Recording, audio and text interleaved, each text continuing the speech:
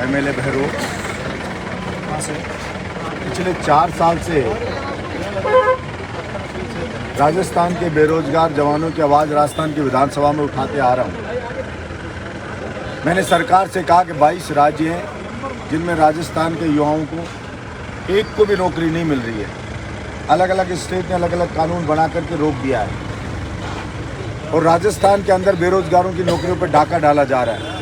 मैंने सरकार से मांग की लगातार कि सरकार 5 लाख भर्ती निकाले, भर्ती कैलेंडर जारी करे, वरना कोचिंग पे कोचिंग लेते रहते हैं और ना तो कभी एग्ज़ाम नहीं होता है, एग्ज़ाम होता है तो कभी न कभी किसी विसंगति से कोर्ट में भर्ती फंस जाती है, कभी पेपर लीक हो जाता है और उसके कारण से बेरोजगार हो भटकता रहता है। तो फ्री कोचिंग खोले सरकार। मैंने मेरे बहरोड विधानसभा क्षेत्र में बिल्कुल फ्री कोचिंग खोल रखी है जिसके अंदर कोई भी कोचिंग कर सकता है।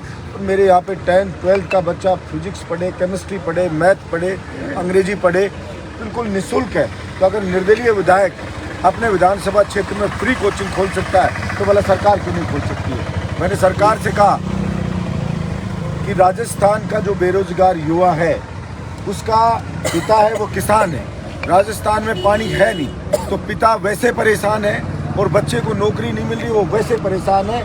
इसलिए किसान के खेत तक पानी पहुँचे और जो बेरोजगार युवा है उसको उसका हक मिले और उसको भी अपने सपने पूरे करने का एक माहौल मिले।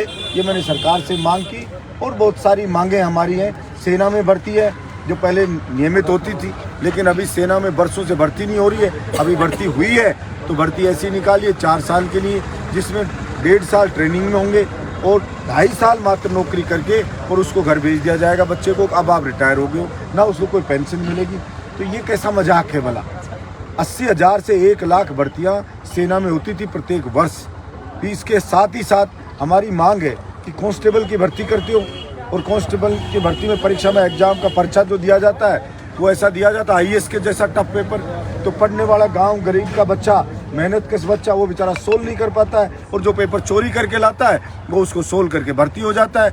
या कोई बहुत ज़्यादा पढ़ने वाला एक्स्ट्रा ऑर्डिनरी होगा तो मैंने कहा कांस्टेबल चाहिए बलिष्ठ आदमी, कांस्टेबल चाहिए फिट आदमी, बहादुर आदमी जिसमें स्टेमिना हो, जो गुंडे बदमाश को पकड़े मजबूती से लड़ सके, ऐसा आदमी चाहिए। तो जो जैसी परीक्षा का लेवल है वैसा पेपर दो। कंप्यूटर शिक्षक की भर्ती निकाली 10,000 की, उसमें मिनिमम मार्क्स ही मात्र पास 7,000 आदमी हुए, 3,000 तो पास ही नहीं हुए, यानी पूरी भर्ती भी फुल नहीं हुई।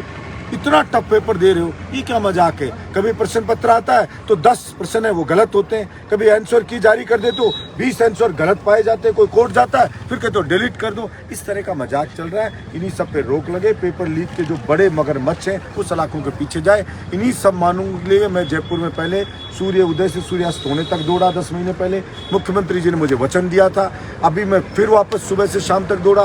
मुख्यमंत्री जी ने, मैंने विधानसभा में पूछा तो उन्होंने कहा अभी तो ऐसा नहीं बना रहे कोई कानून। तो अपने जबान से जब मुख्यमंत्री मुकर जाए तो मेरे पास और कोई चारा नहीं था और मैंने संकल्प लिया 200 के 200 विधानसभा में मैं काले कपड़े पहन करके दौड़ूंगा और ताकि सरकार की आत्मा को झकझोरूंगा कि वो हमें हमारा हक दे। आपने जो हमारी जो